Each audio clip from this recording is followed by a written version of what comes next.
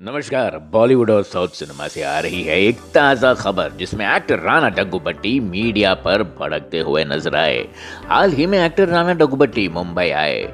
Mumbai airport पर उन्हें click करने के लिए पापराजी उनका इंतजार कर रहे, लेकिन राणा बिल्कुल उन्हें एंटरटेन करने के मूड में ही नहीं थे। जब राणा ने पापराजी से उन्हें क्लिक न करने की रिक्वेस्ट की तब भी वो उनका पीछा करते रहे। इसके बाद राणा अपना गुस्सा खोते हुए दिखे। इस घटना के कई वीडियोस अब सोशल मीडिया पर वायरल हो चुके हैं। इन वीडियोस में राणा एयरपोर्ट से अपनी कार की तरफ चलते हुए दिख रहे हैं और पैप्स उनका पीछा कर रहे हैं। जब फोटोग्राफर्स उनसे रुक कर पोज देने को कह रहे थे तब एक्टर बार बार नो नो प्लीज कह रहे थे, लेकिन पैप्स ने उनका पीछा करना जारी रखा। इस दौरान राणा एक महिला से टकरा गए और उनका फोन गिर गया। बस यही वो पल था जब राणा का सब्र टूट गया। इसके बाद वो पैप्स को गुस्से से घूरते हुए और उनके साथ गर्मा गर्म बात करते हुए नजर आए। एक वायरल वीडियो में उन्हें एक फोटोग्राफर से पूछते हुए सुना जा सकता है, why are you doing this? Sources के मुताबिक दीपिका पादुकोण डायरेक्टर एटली की अगली एक्शन फिल्म AA22x में अल्लू अर्जुन के ऑपोजिट लीड रोल में नजर आएंगी। हमें पता चला है कि दीपिका और एटली पिछले कुछ महीनों से इस प्रोजेक्ट पर बात कर रहे थे और हाल ही में उन्होंने इस फिल्म के लिए हाँ कर दी है। ये 2023 की 600 करोड़ की ब्लॉकबस्टर जवान के बाद उनकी दूसरी कोलैबोरेशन होगी। इस फिल्म में मृणाल ठाकुर और जानवी कपूर भी दो अन्य फीमेल लीड रोल्स में दिखेंगी। बाकी कास्ट की कास्टिंग अभी चल रही है। अल्लू अर्जुन और दीपिका पादुकोण दोनों ने ही काफी समय से एक साथ काम करने की इच्छा जाहिर की थी। एटली की ये 700 करोड़ के बजट वाली एक्शन फिल्म इन दोनों सुपरस्टार्स के बीच इलेक्ट्रीफाइंग ऑन स्क्रीन केमिस्ट्री का वादा करती है।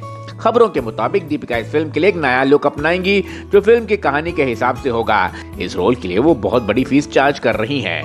सितंबर 2024 से मैटरनिटी लीव पर चल रही दीपिका अब सोच समझकर अपनी कमबैक फिल्म्स चुन रही है। वो हाई प्रोफाइल और कमर्शियली ड्रिवन प्रोजेक्ट्स को पहले प्रेफरेंस दे रही है। एटली और अर्जुन की ये फिल्म शाहरुख खान की एक्शन थ्रिलर किंग के बाद दीपिका की दूसरी फिल्म है। किंग की शूटिंग हाल ही में मुंबई में शुरू हुई है। दीपिका इस SRK स्टारर फिल्म को खत्म करने के बाद ही एटली की फिल्म की शूटिंग शुरू करेगी। तो तैयार रहिए इन बड़े धमाकों के लिए। आलिया भट्ट को नेशनल अवार्ड मिला तो सारा अली खान ने खुद माना कि उनके मन में कई ख्याल आए। वो सोच रही थी कि आलिया को अवार्ड भी मिल गया, उसका बच्चा भी था और उसकी लाइफ सेट थी, लेकिन सारा ने तुरंत ही इस बात पर गौर किया कि लोग सिर्फ बाहर के कामयाबी देखते हैं, उसके पीछे की मेहनत और चुनौतियों को नहीं। उन्हें नहीं पता कि उसे ये सब पाने के लिए क्या क्या करना पड़ा होगा। उन्होंने एक एक्टर के तौर पर उसे डीह्यूमनाइज कर दिया था। सारा ने आगे बताया कि अक्सर लोग सिर्फ सक्सेस देखते हैं और ये भूल जाते हैं कि उसके पीछे क्या क्या स्ट्रगल रहे होंगे। वो कहती हैं कि लोगों को नहीं पता था उसे भी अपनी जगह तक पहुंचने के लिए चुनौतियों और निराशाएं मिली होंगी, लेकिन उन्होंने उस पर ध्यान नहीं दिया था। हर सिक्के के दो पहलू होते हैं। सारा अली खान जो अपनी डाउन टू अर्थ पर्सनालिटी के लिए जानी जाती हैं, उन्होंने यह भी बताया कि ईर्ष्या अक्सर अधूरी जानकारी से पैदा होती है।